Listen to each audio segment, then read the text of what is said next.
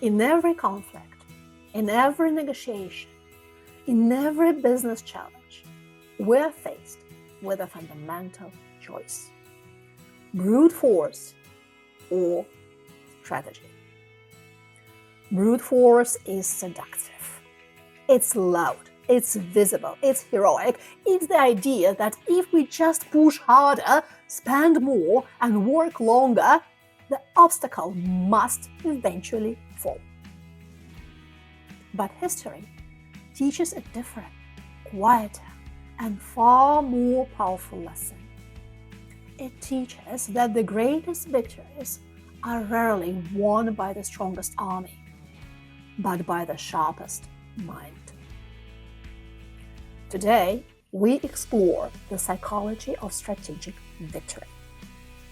This is the art of winning not by overpowering your opponent, but by outthinking them. We'll see how a deceptive gift ended a 10-year war, how feigned weakness crushed two empires, how a different way of thinking neutralized an unstoppable weapon, and how a 13-year-old boy walked into a world champion's trap on purpose just to prove he could think his way out. This is the masterclass on how strategy beats strength every single time. Let's begin with the most famous example in history where the fight was won before the first sword was even drawn. The Trojan horse strategy: how Greeks won through psychology, not strength. We think war is won by strength. Biggest army, loudest weapons, most furious warriors charging into battle, screaming like maniacs. Kinda makes sense, right? More force equals more victory. But here is what history actually teaches us. Brute force is for amateurs. Strategy is for winners. And the proof? A wooden horse that ended a 10-year war in one night. The Trojans had been kicking Greek ass for 10 freaking years. Every time the Greeks attacked head-on, Troy's walls held strong. The Greeks were getting nowhere with their hit harder approach. So they tried something completely different. They built a giant wooden horse, not as a weapon, but as a gift, a peace offering. Hey, we're tired of fighting. Here is the beautiful horse to commemorate our war. We're going home now. The Trojans looked at this massive wooden sculpture and thought, well, that's nice. Finally, these Greeks have come to their senses. No threat, no fight, just trust. What the Trojans couldn't see was the hidden cost inside that gift. The best Greek soldiers crammed into that horse like the world's deadliest surprise party. While Troy celebrated their victory and got thoroughly pissed, these soldiers emerged in the dead of night. The city was asleep, unguarded, gates wide open. Game over. 10 years of military might couldn't breach those walls. One night of psychological insight did it in hours.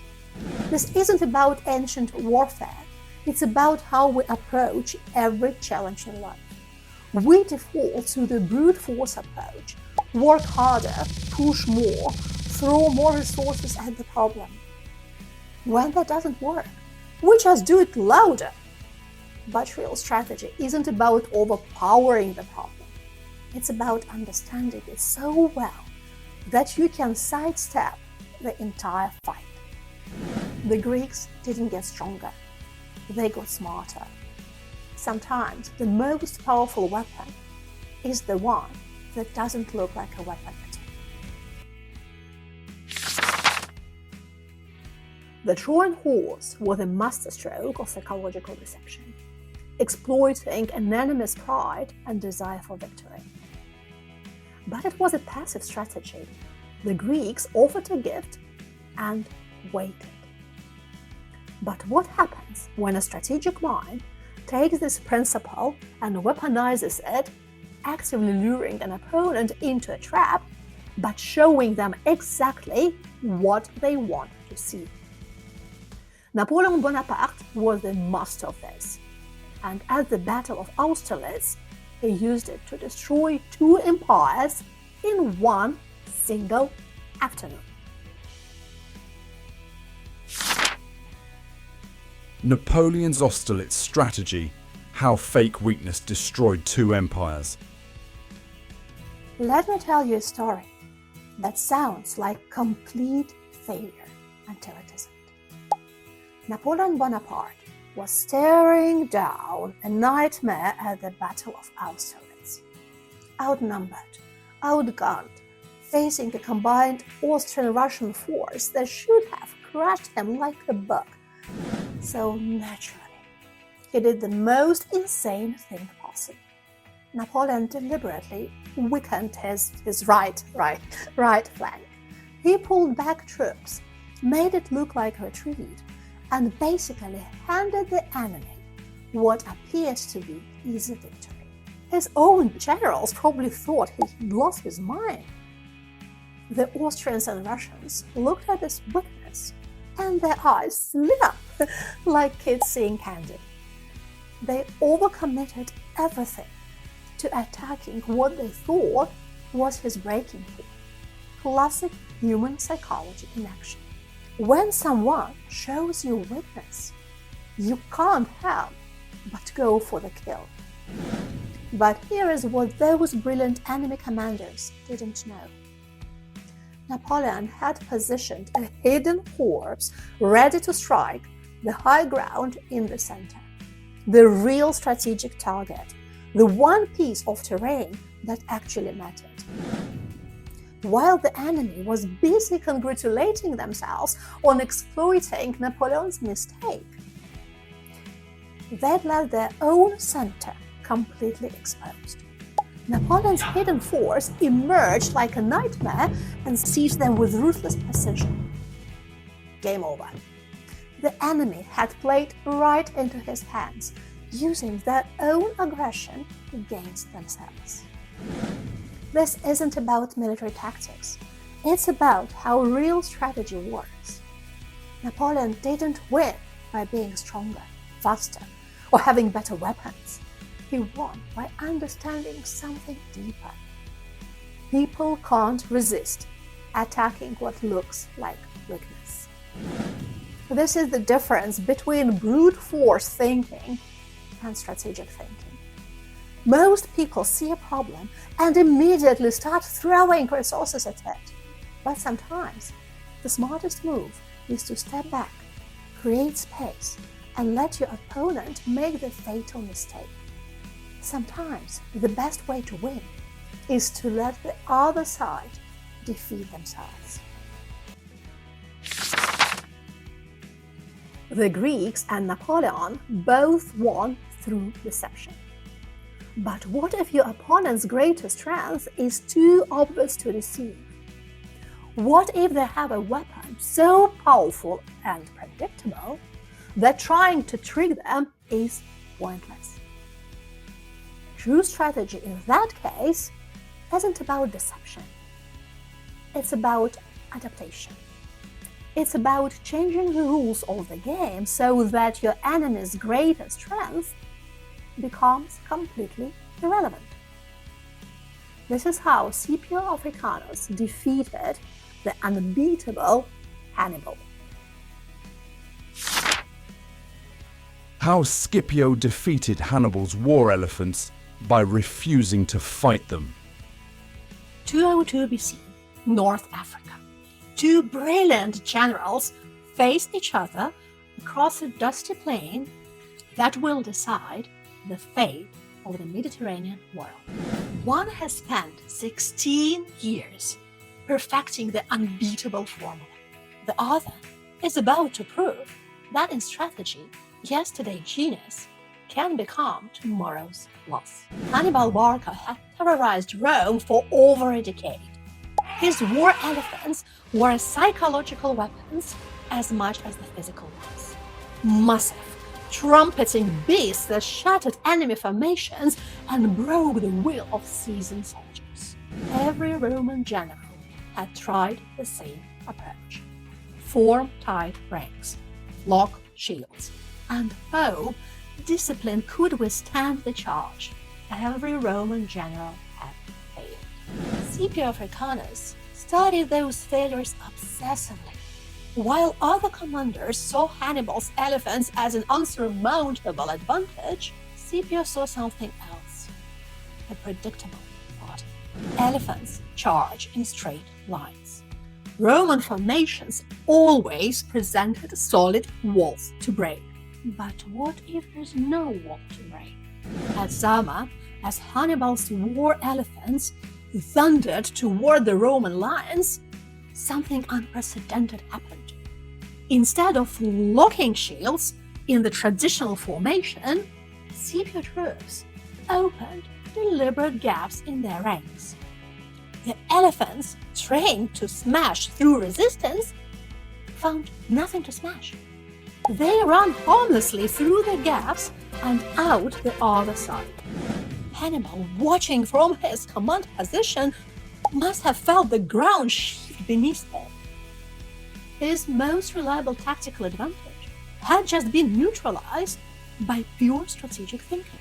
While he was still processing the tactical revolution, Scipio struck from the flanks with cavalry reserves had positioned specifically for this moment. The battle that had seemed impossible to win became inevitable.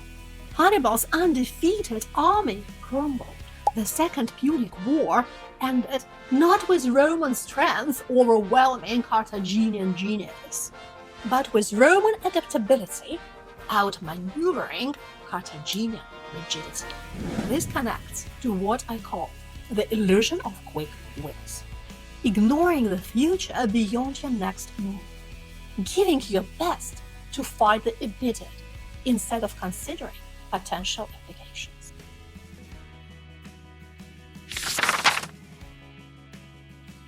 We've seen strategy as deception and as adaptation on the grand scale of battle.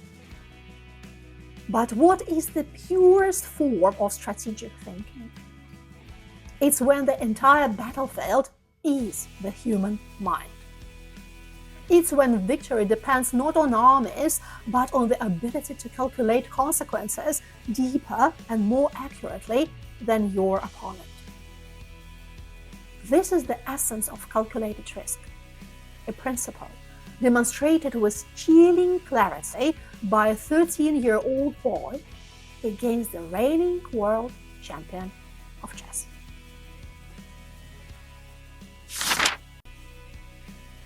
"13-year-old Fischer takes the poisoned pawn against world champion." In 1956, 13-year-old Bobby Fischer sat across from world champion Max Euwe in what appeared to be a casual game. What happened next would reveal one of the foundational principles of strategic thinking: risk calculation. The position was complex. Euwe, with decades of championship experience, carefully positioned what chess players call a poisoned pawn. A piece that appears undefended and free for the taking, but is actually bait. Most players Fischer's age would either miss the opportunity or fall directly into the trap. Fischer saw something else entirely. He later explained, "I saw the trap. I went in anyway, to prove I could escape." What followed was 40 minutes of pure calculation. While Euwe waited confidently for his trap to spring, Fischer was computing lines of 20 moves deep, analyzing not just the immediate consequences, but the second and the third order effects of his decision. He wasn't just seeing the trap, He was seeing through it to possibilities Owe hadn't considered. The room grew quiet as Fischer finally moved his hand, deliberately taking the poisoned pawn. Owe smiled, believing his psychological gambit has worked. But Fischer had turned the entire situation inside out. By accepting the trap consciously, he had seized control of the game's narrative. Fischer won. This wasn't just chess, it was a masterclass in strategic thinking under pressure. The poisoned pawn principle applies far beyond chess. In business, the most valuable opportunities often come disguised as risks that competitors won't take. In negotiations, accepting someone's trap can reveal their assumptions and create unexpected leverage. But here is the crucial distinction Fischer understood. There is a difference between reckless acceptance and calculated risk-taking. Fischer didn't ignore the danger, he computed through it. This connects to what I call the illusion of quick wins, the pattern where we mistake immediate safety for long-term advantage. True strategic thinking requires seeing beyond the obvious move. Deception, feigned weakness, adaptation, and calculated risk. 4 stories, 4 pillars of strategic victory. The Greeks taught us that understanding your opponent's psychology is more powerful than an army. Napoleon showed us how to turn an enemy's aggression against themselves. Scipio proved that adaptability can neutralize even the most fearsome advantage. And a young Bobby Fischer demonstrated that the ultimate strategic weapon is the ability to see deeper into the future than anyone else. In every case, the lesson is the same. The brute force approach, the head-on assault, is the tactics of the amateur. The master strategist doesn't seek to overpower the obstacle. They seek to understand it so profoundly that the fight itself becomes unnecessary. They don't just play the game better. They change the way the game is played. Brute force may win a battle, but it's strategic thinking that wins the war.